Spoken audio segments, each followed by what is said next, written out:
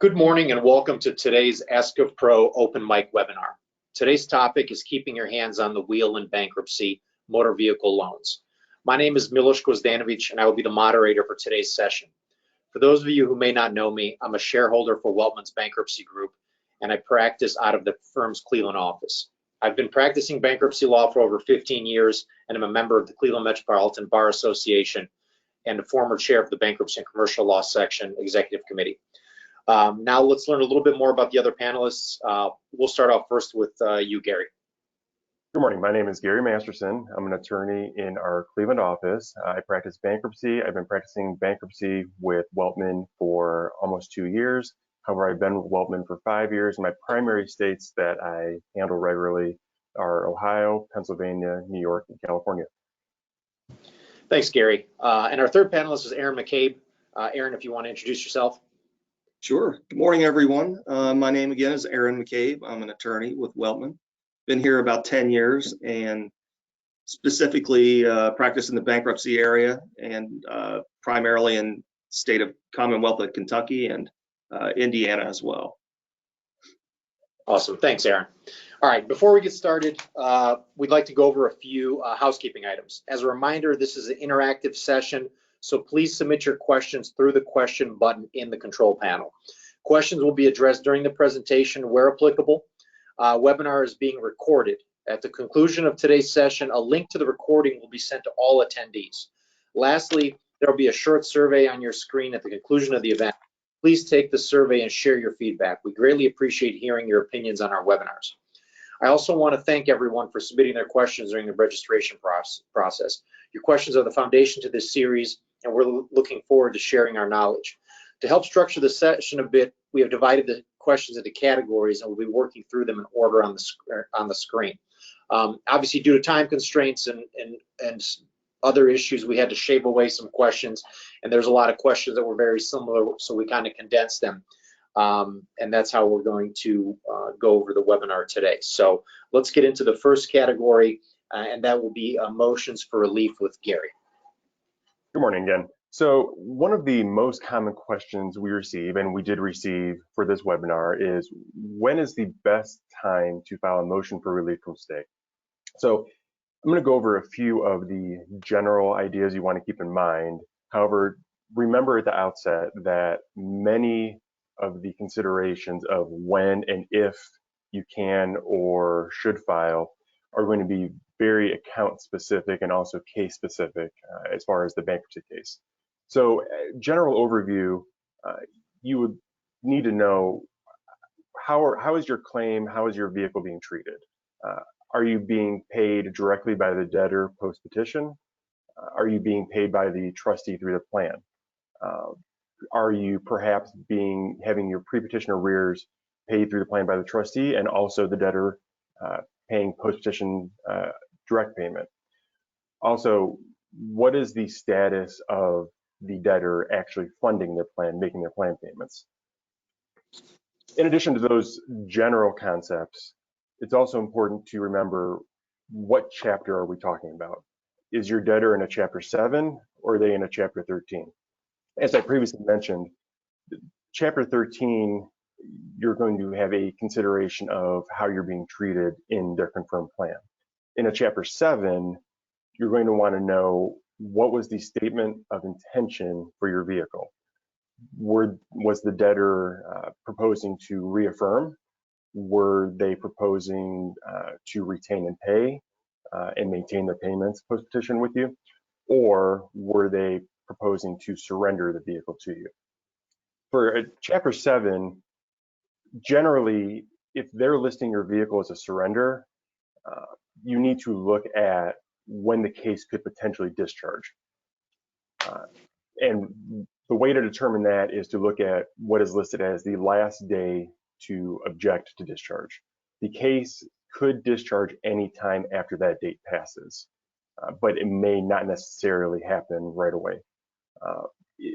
Generally, if you're a surrender and more than 30 days will have elapsed between the time you review your statement of intention and the potential discharge, I would recommend that you file for relief, just so you can secure your vehicle and prevent any bad occurrences as far as your vehicle. Just as I'm sure many of you have seen from time to time, when you let time intervene, things can happen that can be foreseen or unforeseen.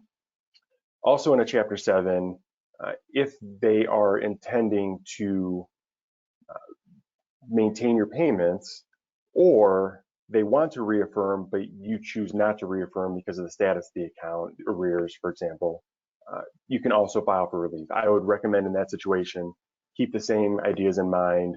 When does this case looks like it's going to discharge? And simply the reason for that is if you're looking at a case that's going to discharge before you could get a default relief order or a hearing, it would be a better cost benefit analysis to wait. As far as the Chapter 13, same provisions apply as far as surrender with an exception. In many Chapter 13 plans, when you're listed as a surrender, you may also have relief and co-debtor relief from stay at confirmation. That is once the confirmation order is signed and entered. So you would need to review the plan to see if that's the case, but don't assume that's the case. It happens many times, but not all times. Same thing with Chapter 13s. If you have a confirmation hearing that is more than 30 days out, I generally recommend that you file for relief so you can secure your vehicle. Also, keep in mind, many times confirmation hearings can get pushed out again and again if another creditor is objecting, if there's other issues with the trustee. As far as payments, if you're a direct pay in a Chapter 13 and you're not receiving your payments, I would generally look at that account at the 60-day mark.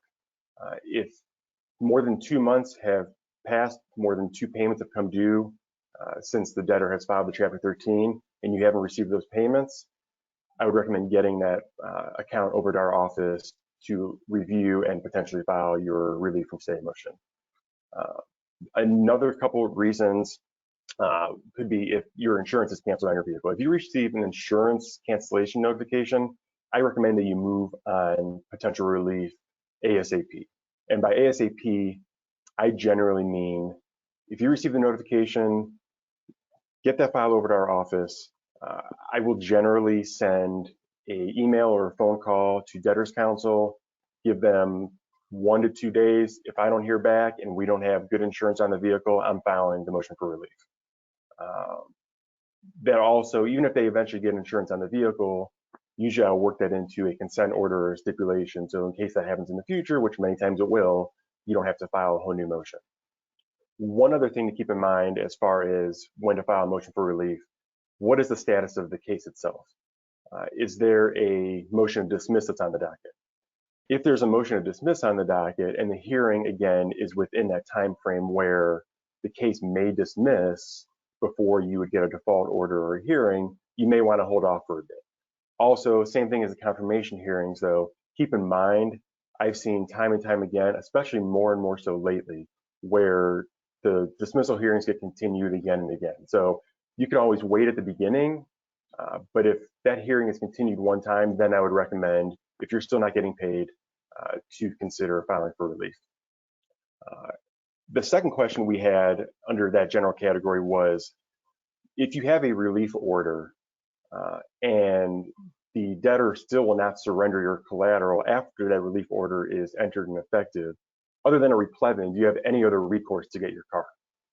So in general, this is something that can be very district and sometimes even judge specific within a specific district. There are some judges in the country that won't entertain any requests from you to try to persuade or pressure the debtor into turning over your vehicle after you have a relief order. Their opinion basically is that at that point, you can pursue your state law remedies. They don't have jurisdiction to handle the vehicle any further. However, I will mention that there are some judges that can be okay with filing a motion for a 2004 exam of the debtor to try to obtain additional information, or potentially a motion to compel surrender or turnover. I've had a few instances in Western Pennsylvania where this filing a motion to compel has actually been successful, to the point of we've had debtors who we have relief orders, they won't turn over their vehicle, or they go missing as far as where the car's at, we filed motion to compel, and all of a sudden they turn over the vehicle before we even have a hearing on the motion. So that's turned out well there, but it really depends jurisdiction by jurisdiction. And so if you have that situation, my recommendation would be to contact our office so we can review the account, review the district and the judge and our past experiences, and we can recommend what is your best path to try to get your vehicle. Gary, we got a question, and actually a good question regarding the motion for relief. The question is, do you need a motion for relief to resell a vehicle that was voluntarily surrendered prior to the bankruptcy filing?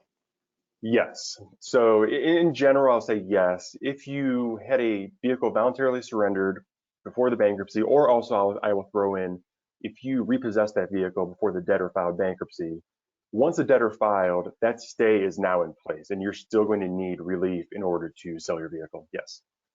Yeah. Garry, I think if I can throw in a comment. I'm sorry. Go ahead. No, go ahead, Erin. How do you feel about if they repo the car, say 60 days before, the bankruptcy is filed, and they do not include it in the petition? Would you still recommend relief at that point? I would recommend just to protect yourselves Okay. that you have the relief order, because I wouldn't, out of an abundance of caution, I wouldn't want you to be in a situation where somebody comes kicking and screaming later on, and you have a litigious debtor's counsel who, wants to try to claim a stay violation at that point. So I would recommend, just out of an abundance of caution, to still file. The only thing I would add is if the vehicle actually sold before the date of the bankruptcy, I don't think you would need relief from stay. At that point, it's everything that had to be done has been done. That would require. I agree. And I would also add in one more thing that I failed to mention. If your vehicle is a total loss after the bankruptcy, which we see actually pretty frequently, which kind of goes along with what I mentioned, your collateral being at risk sometimes and strange things happening. If you get notification that your vehicle is a total loss and the stay is in place, you normally will need to file for relief as well in those situations. Okay. Sorry, I'm just leaping through some questions. We got a couple more questions that came in, and we are going to touch on those subjects a little later, so I will circle back on those questions when we get on those subjects, just to let everybody know. So hold on one second. Okay. Thank you, Gary. On to the next topic. We're going to talk about reaffirmation agreements, which is my topic.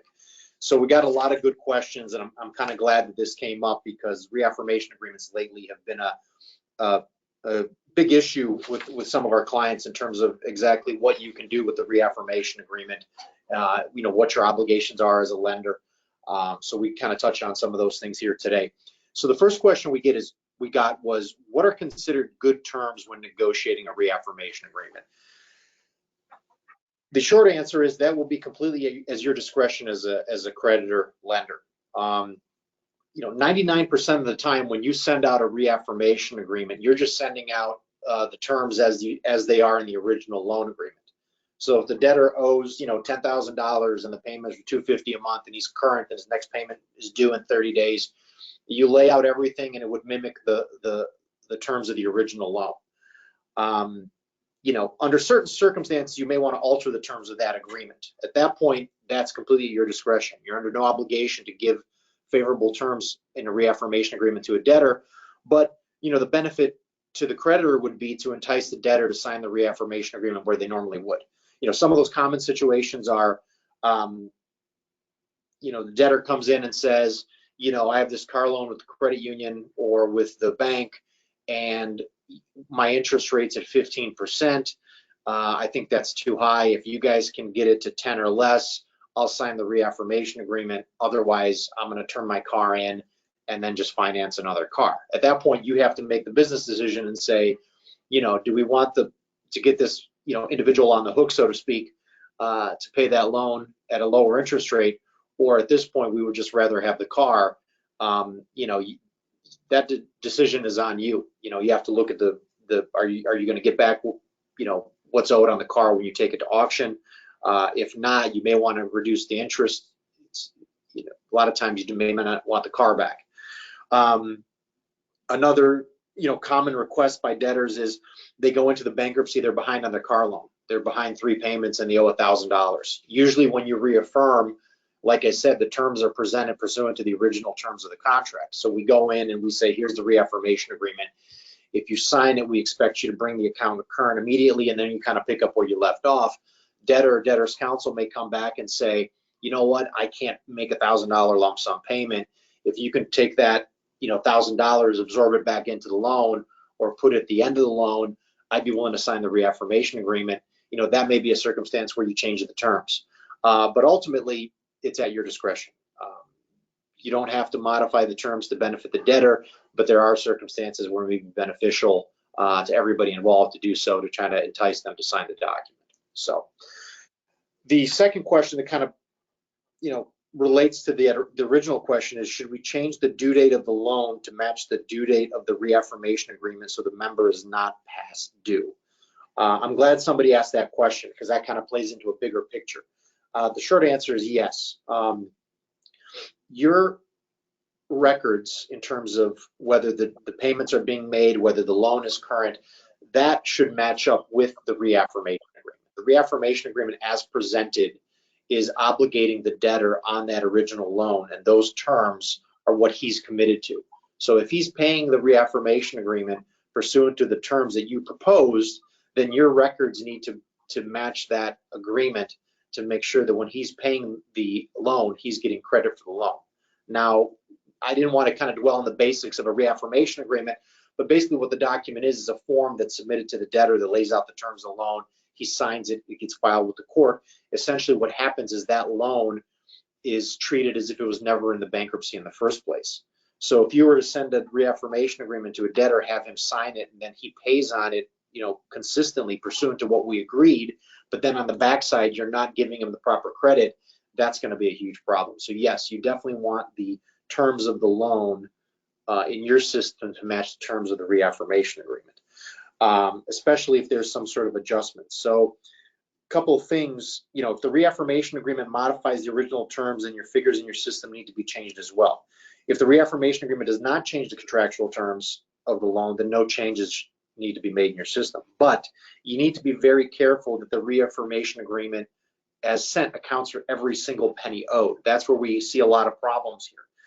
Unpaid interest, late fees, forced placed insurance, anything that's been added to the loan that's not part of the original contract, that needs to be addressed in the reaffirmation agreement. How is that going to be treated? So if the debtor comes up and says, I had an issue with COVID, I lost my job, I need to skip it. And you say, okay, well, we'll let you skip this month's payment, we'll put it on the back end of the loan. That needs to be reflected and accounted for in the reaffirmation agreement. Because a lot of times what we see is the terms get sent over and it says the debtor has 30 months left at this much, but then when you calculate those payments out, it falls short of the payoff total by a couple $100. Then we got to go back. So where's that extra money coming from? Oh, there was late fees, whatever. Those need to be addressed, need to be disclosed. There's late fees of X dollars. They're going to be paid as follows. Either the debtor has to pay them immediately, or they'll pay them as a lump sum at the end of the loan. You just have to make sure that all that matches. Any kind of verbal agreements, written agreements, even if you change the date that the loan is due, member comes in and says, or creditor comes in and says, borrower comes in and says, I get paid on the 15th of each month and my payment is due on the 1st. Can you shift the payment date to the 16th? Whether you do that with a written agreement or whether you do that verbally with a handshake and that's mutually understood, you want to make sure that that's memorialized in the reaffirmation agreement as well. Luckily we haven't had any issues where there's been any kind of conflicts between the debtor and the creditor in terms of what their system says and what the reaffirmation agreement says. But I would guess if it ever came to the point where we would have a conflict with the debtor in terms of the terms, I think that the reaffirmation agreement would ultimately control. It was negotiated, signed by all parties, and filed with the court. If your system says something different, if you made a mistake or you didn't address that in the reaffirmation agreement, I think they're going to rule in favor of the debtor. So I see this as a hot topic because I'm getting bombarded with questions here. So let me just check these to make sure they're Okay. I got one question here. I'm not quite sure what the acronym means. If you change the loan terms in order to receive a reaff agreement, is the loan now considered a TDR? Whoever sent that question, I'm not familiar with what TDR stands for. If you could kind of send that in the chat and I'll circle back on that. Post reaffirmation agreement, could the terms be changed? Forced place insurance, additional late fees, and or NSF fees? I would say yes, because you have to understand the reaffirmation agreement is reobligating the debtor on the terms of the original loan. So, our position has always been, let's say you adjust the interest rate or you adjust the payment date, but nothing else. All the original terms of the contract are still in effect. So if the contract says there'll be late fees for not paying the loan on time, you can still assess the late fees. Ultimately, what the reaffirmation agreement does is that loan survives the bankruptcy. So you would treat it as if the bankruptcy was never filed. The only time you would make any adjustments to that is if you actually adjusted the loan terms within the reaffirmation agreement. The other question, hold on one second here. Okay, this is a good question. When doing a reaffirmation, does the document get sent to debtor's attorney first and then they give their client to execute, or does it go to the debtor and then they contact their attorney? You always, if the debtor is represented by counsel, you always want to go to the debtor's counsel. Because they have to sign off on the document. It is a legal document that gets filed with the court, so it has to be sent to their attorney directly. Their attorney will have to present it to them, and then they'll ultimately sign it, send it back, we'll review it, sign it, and file it with the court. I'm assuming this question stems from the fact that a lot of times we send these to debtors' attorneys and they just don't respond. Unfortunately, there's attorneys out there like that don't, follow through on these things, and you can't verify whether they are or aren't. And I know sometimes a borrower will come back and say, my attorney never presented this to me, I want to sign it. I still think you're going to have to go through the debtor's attorney. I think there's no way around it. The only thing you say is to the borrower is if you feel your attorney's not representing your best interest, you can fire them, right, and hire another attorney. Gary, do you have something to add? I see your. I did. So, and generally, there were a couple things I was going to throw in really quick, but as far as what Milos was saying, even I've come across situations before where the debtor wants to reaffirm, and you might come across those debtor's attorneys who say, for example, I don't do reaffirmations, something like that. The issue is going to be, even if you get that debtor to sign on the dotted line, my experience has been, and this, according to the code, this is correct, the court, without the debtor certification being signed, is usually bound to deny the reaffirmation. So that's going to happen with that. As far as the process of sending them, that I've come across with some clients before, if you're sending your own reaffirmation to debtor or debtor's counsel, my recommendation is to not countersign the agreement until you receive it back from the debtor or their attorney. Reason being, only bad things can happen in some of the situations where, for example, you put terms A, B, and C on the reaffirmation, you send it out the door, you never get it back, and all of a sudden, lo and behold, it's filed on the docket. That's situation one. Situation two is your debtor now went and changed the terms. So it wasn't what you agreed with, but guess what? Your signature was on the reaffirmation. So, we always, when they go out the door from our office, we send them out, they review, they sign. At the point when they get sent back to us, that's when our signature is going on the reaffirmation, and we file so we can make sure everything's handled correctly and nothing's changed. And the one other part I would add in, as far as what's considered good terms on negotiating a reaffirmation, you may hear from time to time, and Milos touched on this, where you may get a debtor's attorney that comes back and says, they want different terms, and I'll even take it a step further. In Western Pennsylvania, there's a common parlance amongst many debtors' attorneys that they will say, well, no, our courts don't approve reaffirmation agreements unless the terms are improved. Just cut and dry, that's not accurate. Reason I can tell you it's not is I've filed reaffirmations time and time again in Western PA. and they've had the original contractual terms, and either where the courts needed to approve, they actually take action and have signed orders, or where there's not court action needed, there's not been court action. They're not denying them because we're not improving the term. So just keep those things in mind when you're handling. Okay, thanks, Garry. Milos, did you mention anything about a pro se debtor? No, if you wanna, comment on that, please feel free. Well, as you know, sometimes creditors are dealing directly with a pro se debtor, and in my experience, in my jurisdictions, typically they will set that for a hearing, immediately to approve or not approve the terms of the reaff agreement. And you'll end up seeing sometimes the judge sort of persuading the debtor whether or not to sign or not to sign in so many words. If it seems to me if the judge likes or dislikes the terms of the agreement, he'll certainly convey that message to a pro se debtor. So, and for those of you that may not know, the pro se debtor, of course, is one that's filed without a attorney. So, I see it oftentimes where judges will not allow the reaff to, be approved. All right, thanks, Erin. All right, we got a response on the TDR, troubled debt restructuring.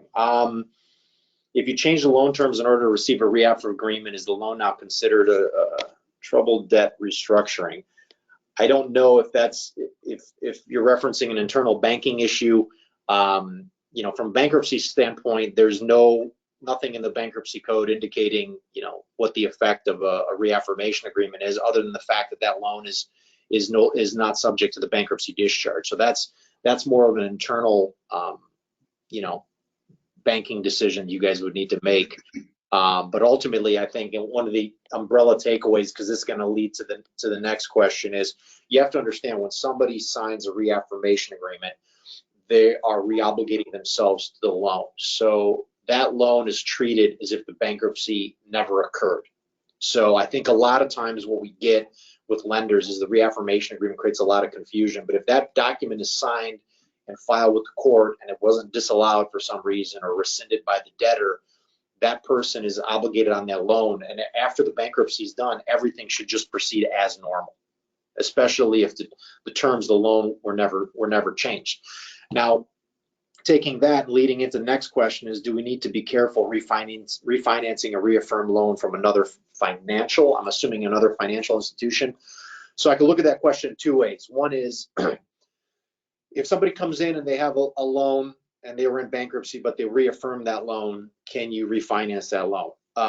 Yes, that loan is, like I said before, going back to that main idea, that loan is treated as if it was never part of the bankruptcy in the first place. So it's like any other loan. If they're eligible for a refinance, you can refinance that loan. The only thing you want to be careful if somebody comes in with a reaffirm loan is the document need to have been signed and filed with the court. They do have a right to rescind that reaffirmation agreement.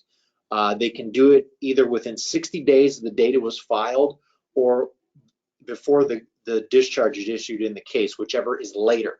So if those time restraints have passed and they no longer have the ability to rescind that reaffirmation agreement, then you don't have any concerns. And to be quite honest, even if they didn't reaffirm, although they're not personally obligated on the loan, if they come in and want to refinance, you should still be able to do it. The original lender, even if the loan is reaffirmed or not reaffirmed, still has a secure lien against that collateral. So, okay, so that's it for the questions we've gotten so far. I got to move on to the next set of questions, also related to reaffirmation agreements. So, another good question: should we allow the debtor to retain and pay anymore? If someone refuses or fails to sign a reaffirmation agreement, but they still continue to make timely payments, can we repossess the vehicle? Okay, so for those of you not familiar with the phrase retain and pay, those are circumstances where the debtor has chosen not to reaffirm, but has expressed interest that they want to continue making the voluntary payments on the loan. Once again, that's completely at the discretion of you as the lender, right? You have to weigh your benefits and your risks. Now, what are your benefits if you let a debtor not reaffirm a loan and then continue making voluntary payments? Well, you get the money, right? A lot of times, as a lender, you guys probably want the payments with interest more than you want the car. And the other benefit there is, even if they don't reaffirm, as I mentioned before, you never lose your secured interest on the collateral. So if they don't reaffirm and they end up defaulting, you can still repossess and sell the car. The only thing you lose by having a debtor not reaffirm is that you cannot go after them personally for what's owed on the loan. That's your biggest loss. So, other negatives, if they don't reaffirm, they can make the payments. Yes, you still have a right to repossess the car, but the problem is, vehicles lose value quite rapidly. I think if I remember correctly, the average depreciation of a car is 15% a year. I don't know if that's 100% accurate, but there is wear and tear. They could get in an accident. They could, beat the car to death and then say, you know what, this isn't worth it anymore. I'm not going to pay. You can take the car back, and at that point, the car is worthless. So that would be your downside from letting somebody retain and pay, without reaffirming the loan. Hold on one second. We got a question coming in here. All right, we've got a question about cross-collateralization. I will circle back on that at the end if we have some time, because that is a very good question. That's also come up quite a bit. Actually, you know what? I'll see if I could squeeze it in here. But repossessing a non-reaffirmed vehicle whose loan payments are current. This is another question we have quite a bit of. Going back to the bankruptcy code doesn't say that you cannot repossess a car if the debtor doesn't reaffirm and pay and stays current on it. The bankruptcy code is kind of silent. So what it's going to fall back on is, what does your contract say, and what does the state law and the case law in the state that you're in say about repossessing a car that's not been reaffirmed but it's current. I think if you're contractually, if you're looking at your contract, you would probably want to see some terms in there that would constitute default, right? Your typical default is a debtor doesn't pay the contractual payments and they're behind, right? But do you have provisions in there if they're insolvent, if they file for bankruptcy, if the auto or the auto loan is part of a legal proceeding? Does that constitute default? Then if that does, then you potentially have justification to repossess the car, but then you also have to fall back on state law. State of Ohio requires that you send a notice with a right to redeem. So let's say they did, default on terms of the contract that constituted default pursuant to the agreement. But then when you go and you repossess the car and you send the notice and say, hey, you have a right to redeem, and they weren't behind in the first place, where does that put you? Once again, it's at your discretion, but you want to make sure that the contract and the state that you're in and the prevalent case law out there gives you the right to do that. And just be aware, you may get some pushback from the debtor or debtor's counsel. And just to kind of circle back, the one question we had is how does cross-collateralization and right of offset work with reaffirmation agreements? Remember, as an unsecured signature loan and a vehicle loan. I could do a whole topic on this subject in and of itself. Once again, I think it comes back to the contract and the state law. If you can enforce a cross-collateralization clause normally without a bankruptcy, I think you can enforce it with or without a reaffirmation agreement. The only thing I would add to that is, I think if you're going to send somebody a reaffirmation agreement on an automobile, I think you have to let them know that there's a cross-collateralization clause and try to send a reaffirmation agreement on that loan. I think there's something somewhat deceptive if you just send out the reaffirmation agreement, they sign it, and then they pay off the car, and you surprise them and say, oh, we had a cross-collateralization clause on this unsecured loan, and then try to spring it on them later. But we're kind of short on time, and I'd encourage everybody to continue sending questions, and then afterwards, when we have our survey, submit some potential questions and topics, because I think we have more than enough here to maybe even do a second webinar. But let's move on to the next topic. Gary, you're up next talking about plans. Okay, so I'll try to move through this fairly efficiently. Some of these questions are really good. First one we had was, do all bankruptcy courts abide by the 910-day rule? Short answer, yes. This is a requirement that is laid out in the bankruptcy code. Therefore, all courts do follow. However, big asterisk, the burden is going to be on you as creditor when you review your plan to ensure that you are listed correctly in that proposed plan. So, for example, yes, you have a vehicle loan that is 500 days old since the debtor signed the contract. You reviewed the proposed plan, and they're cramming you down on your value. If you don't object as to that plan, you're going to be bound to that cram down. You're not going to be able to have an excuse that, well, the code says this, that's why you need to review your proposed plan. So make sure if you're doing plan reviews internally, that you are listed correctly, that you're not being crammed down on your 910 accounts. And if you are, you need to file a plan objection to be listed correctly. Usually those, from my experience, are some of the easier objections to resolve through normally an amended plan or some sort of stipulation.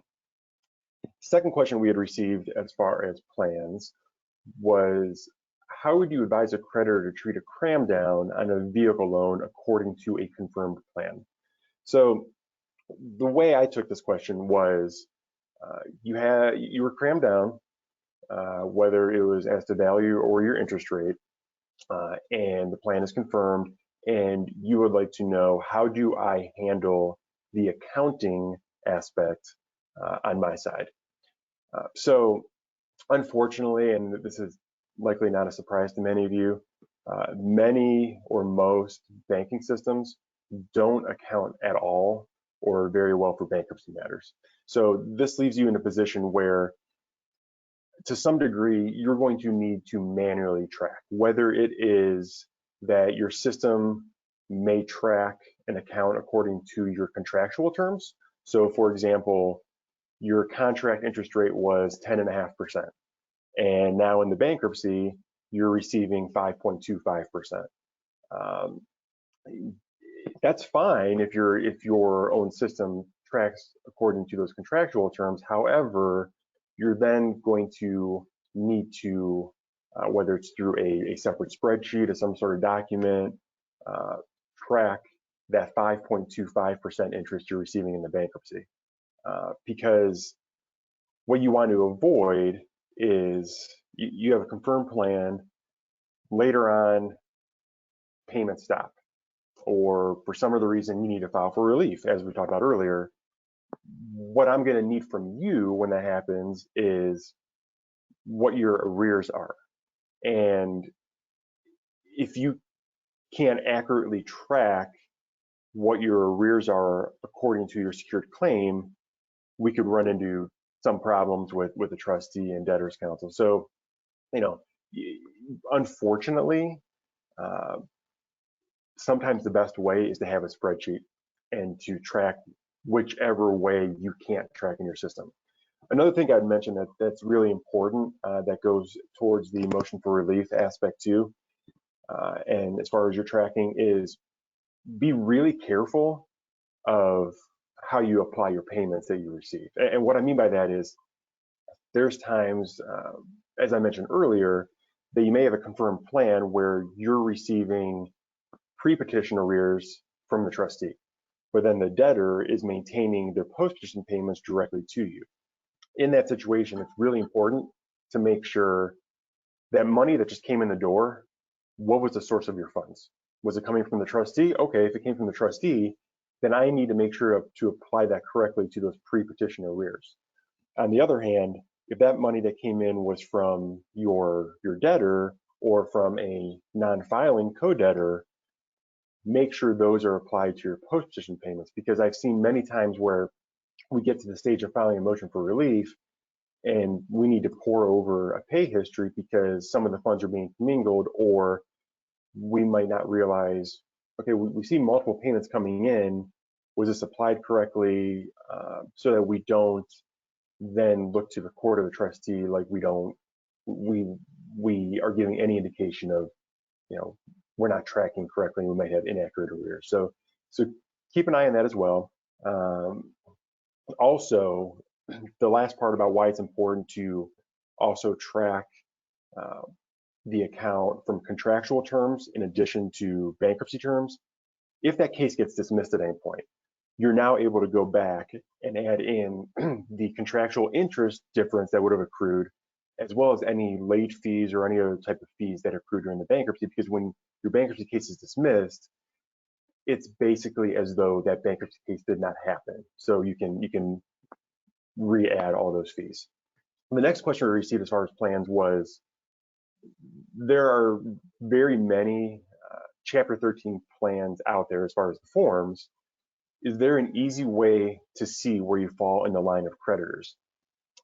So there's good news and there's bad news with this. Unfortunately, the courts did suggest a standard form or plan. However, it's only that, it's a suggestion. So many districts you will see will use the suggested form or plan. However, to say it's uniform, it's not. In addition to that, there are some districts who routinely use their own form. So keep that in mind. And it can even sometimes vary per district by the specific debtor's attorney that's filing. So, always the best safeguard against this is when you're reviewing your plan, thoroughly review it from the beginning and scroll all the way through to the very end. And the reason I mention the end is you don't want to say, okay, there's my account, I'm being crammed down to this value, or I'm listed as a 910, keep scrolling. Because I've seen many times where you get to the very end and then the non-standard provisions or additional provisions on the last page, they will try to sneak in some sort of other term on you that if you just stop at the point of where you see you're being listed, you may miss something that you need to object to, or if you don't need to object, you may miss something as far as your lien retention rights or anything along those lines. So make sure you're always reviewing the plan completely.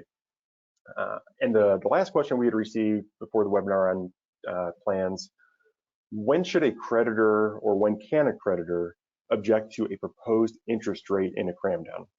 So according to the case law, a creditor is entitled to receive the prime rate of interest plus 1 to 3%. Currently, the prime rate is 3.25%, so you can seek anywhere from 4.25 to 6.25. It's very important to keep in mind what the current rate is, obviously, for this calculation as well, as that can change. And this year is probably going to be more important than any in recent history, because I'm sure we've all heard that the Fed is looking to change the rates as soon as next month. And I've also heard that there could be multiple changes in a very short time frame. So keep an eye on what the prime rate is, because that is going to form the floor for what you can see and add your 1 to 3%. Also, it's important to remember some districts have their own rules as well. For example, you may be entitled under the case law to seek your prime rate plus, let's say 3.25 for this example, and you might say, okay, well, I want to seek that plus 3% because my contract rate was 18%. That's fine. However, maybe District A uses a standard of 5.25%. If that's the case, 99% of the time, it's not going to be worth your cost to file that plan objection as the rate and to try to sway a judge who is almost guaranteed to the rate they're used to. The final provision, remember, is there's a cost benefit to consider here. So if you're being crammed down in the proposed plan to, let's just say, 3.25%, and you want to seek 5.25%, I would do some quick math to see over the life of that plan, if I were to get that additional 2% in interest, what kind of funds am I going to realize? Play that against what is your cost to pursue the plan objection. If it's less than that amount, it's likely not going to be in your best interest to file. You could definitely file from a legal standpoint. You can file and seek the additional interest. It's just what is going to work for you from a business perspective. Okay, thanks, Gary. We were slated to go to 11:45, but we're going to push it till noon here, so Erin he's got some really good topics, including liens and perfection, which was actually a couple of the questions that we had. So go ahead, Erin. Thank you. All right, great. Thanks, Milos. The first question comes in. It says, how are claims on new loans impacted when the lender is still attempting to perfect the lien? So this can kind of get difficult, but let me first talk about the two terms here that come up often when we're talking about lien perfection. And that's perfection itself, and then of course, preference. So a lien perfection basically are those extra steps a creditor has to take under state law that gives the creditor basically a priority right over other creditors. So, you may have a loan, a car loan, for instance, and on the contract you have, a box there that says security agreement, and the pledge of this collateral,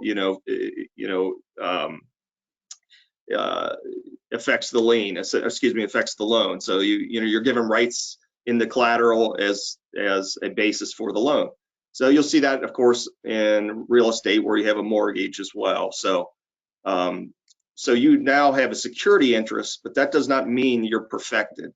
So the extra steps that a creditor has to take generally has to do with filing, for instance, in this situation, a title. So to perfect a loan, a car loan, you have to have your title indicated on the title, your lien listed on your title. If we're talking about mortgages, you would have to have that mortgage filed in the county where the debtor lives. So same thing here. So that's what we talk about when we talk about perfecting a lien. Now, a preference basically is a preferential treatment from over one creditor to another. So under the Bankruptcy Code 547, it authorizes the trustee to avoid an invalid or a transfer of a property. So in the situation of car loans, there are really two dates you have to be concerned with. There's the 90-day period before the bankruptcy, and then getting your lien on within 30 days. So, to give you an example, going back to last year, say bankruptcy was filed on 12/31 of 2021, you would go back 90 days, and I think that's, let's see here, that would be October 2nd of 2021. If a loan was taken out during that 90-day period prior to bankruptcy, you've got 30 days to get your lien on that title, or the trustee will file an adversary against you and basically avoid the lien on your vehicle.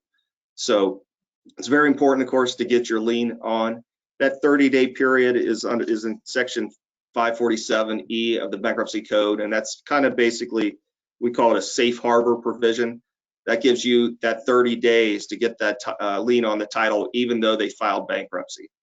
So yeah, step one is to look at the date they filed bankruptcy, go back 90 days, and if in that 90-day period again, if they applied for a loan, you've got 30 days to get your lien on. This comes up probably more times than I like. I see this baby, I don't know what you guys do, but at least every other month I get a preference challenge. Maybe 1 or 2 days past the 30-day window. Sometimes it's 6 months where the creditor just failed to put their lien on. Suddenly they realize it's not on, and then they rush to the DMV and get the lien on. In Kentucky, for instance, the only method of perfection is to have that title notated, which means that, for instance, if you mailed the paperwork within that 30-day period and had proof of it, maybe you had to, sent it registered mail or something like that, that would not even count. It's only counts where the lien shows up on that title within that 30-day period. There's plenty of case law out there that talks about that. Even if it's the creditors, or the DMV is fault, it doesn't matter. The creditor is the one going to be punished for that. So what happens then? The trustee will typically file an adversary. Unless you have a defense, he's going to basically avoid your lien, take that car, sell it at auction, and you're going to relegate your claim to unsecured, which doesn't seem very fair. You end up with an unsecured claim, and you should get some of the proceeds back in the form of a unsecured claim. So, you guys have any thoughts on that? Erin, we got a couple good questions. I'm gonna go all the way to the back. The very first question we got was actually regarding lien perfection, and it kind of builds on what you were saying. Excuse me. Best plan of action when the trustee determines the lien wasn't perfected in the 30-day window. I think you kind of indicated they're out of luck unless they could provide some reason that was outside of their control that would have delayed that perfection, correct? That's correct. I mean, there are a couple defenses under the code, but they're very technical and they generally don't apply to consumer loans. One, for instance, a new value was given, but it's kind of beyond the scope of today's topic. But generally, you're right. The trustee, the best thing a creditor can do, and kind of leads into one of the questions here, what can be done if the title has not been perfected, is to really do nothing. I've had a couple situations where the trustee didn't catch it. It's a very rare. Remember, the trustee is going to get a cut of this. That's one reason why they're out there looking for it, because they get paid, and when they discover this, they get a percentage of the assets found, and so they'll get a cut of this, when the car goes to auction. So the best thing a creditor can do is, first of all, not run and try to perfect their lien during the bankruptcy. That won't fly. But don't file a motion for relief. You can still attempt to get a reaff agreement, I suppose, but I would lie low and see if the trustee catches it. And if that means waiting for discharge to occur, so be it. But at least you get your car, keep your car. And at that point, after discharge, I suppose I guess there's some question whether you can perfect it after that or not. But at least at this point, you won't lose the car to the trustee. It's pretty rare, but under the bankruptcy code, back in 2005, I think the original was you had 20 days to perfect your lien, and I think I believe it was in 2005 under the BAPSIPA, it changed. They gave an extra 10 days because creditors were having so much trouble getting that window filled. And Erin, just to kind of build on that, it was perfect timing here. But one of the questions that we had is, a 30-day clock start from the date of filing or from the date the loan was initiated? I think there may be some confusion there between that preference period and the bankruptcy date and the perfection date. Okay, so again, you first look at the bankruptcy date, go back 90 days, that's your window. So if you, for instance, are 6 months before the bankruptcy has occurred and you're outside that 31 time period, it doesn't matter, you're okay there. This is only within that 90-day window. So at that point, if you have a loan, if you look at, well, there's two things you have to look at technically: the date on when your loan is made and when the debtor takes possession. So you could technically sign your paperwork on a Friday and not take in possession until Monday. You may have a little defense there, but generally you sign the documents and take the car away. So that's when the 30-day period begins. 30-day count, I should say. Yeah. So just to further clarify, for the people that asked that question, is that 30-day window is a safe harbor essentially. Right. you finance the car loan as long as you perfect your lien within that 30 days, the bankruptcy will not affect you. So, That's correct. you know, the And they're 90 calendar days. Yeah.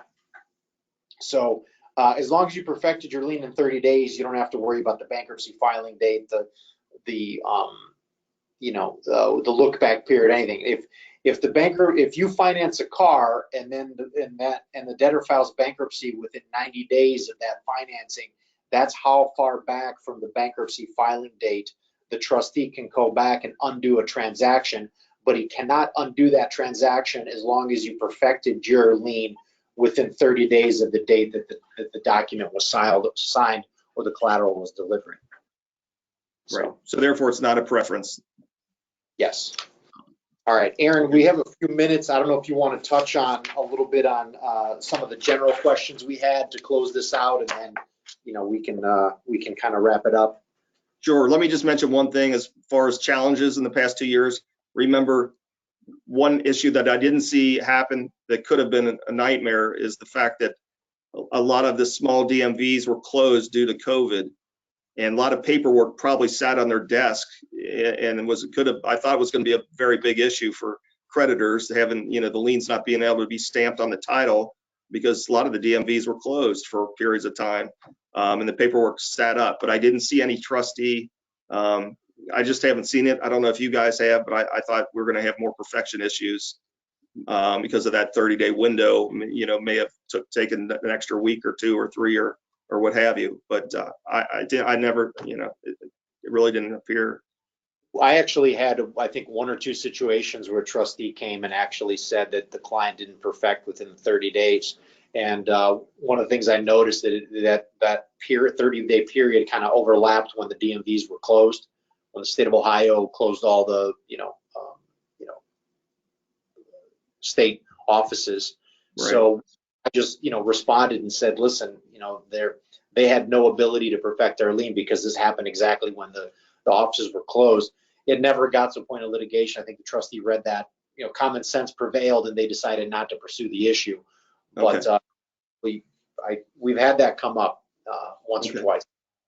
And I would agree from my experience. I've had a couple, and it's been the same where there's been a dialogue that happened. We explained the COVID situation, and there was never any further issue. Okay.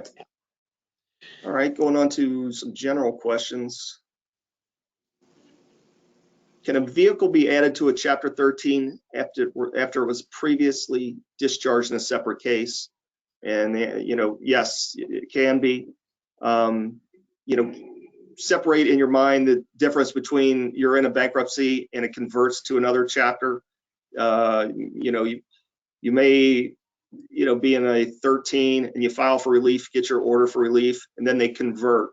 Generally, I put language in my order that says, in the event of a conversion, the stay is still terminated. That's fine. However, if it's truly a new bankruptcy, they can absolutely include you in the new bankruptcy, and you'll see that maybe going from a Chapter 7 to a 13 where they completed their 7, they got their discharge. Maybe they were current during the time period, but after maybe a month or 2 or whatever, they're behind and they decide they're going to file a Chapter 13 for another reason. Perhaps they can include the vehicle again in the new bankruptcy, and of course put the arrears in if there are any. So definitely. Question 2 is, can we file a proof of claim in a Chapter 7 for a vehicle? I don't know. The issue is if you can, but should you?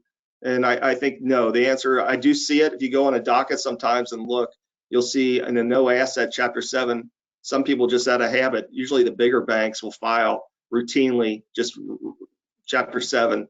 I think to some extent it annoys the trustee by doing that. However, having said that, Kentucky, for instance, is kind of unusual in the fact that anytime you file a motion for relief, whether a Chapter 7 or a Chapter 13, you have to file a proof of claim along with it. So in that situation, yes, you need to file a proof of claim, but it's only to supplement the motion for relief. But in general, I think that the answer is no. I would just add really quick, and along with what Erin said, Chapter 7 asset, you wouldn't want to be, unless it's a district situation like Erin mentioned, you wouldn't want to be filing a secured claim for a vehicle. The situation I can think of, if you happen to obtain relief in the Chapter 7 and you haven't liquidated your vehicle yet, of course, if you liquidate it and it's still an Asset 7, you can file a deficiency claim. If you've obtained relief and you have not yet liquidated and the bar date is approaching, you can always file an estimated deficiency claim for the potential deficiency balance. Okay. Yeah. And just to reiterate, if it's an asset case, that's a different story, of course. You're going to want to file a proof of claim if you get a notice of assets. Yeah. All right. I'd like to thank everybody for attending today's webinar.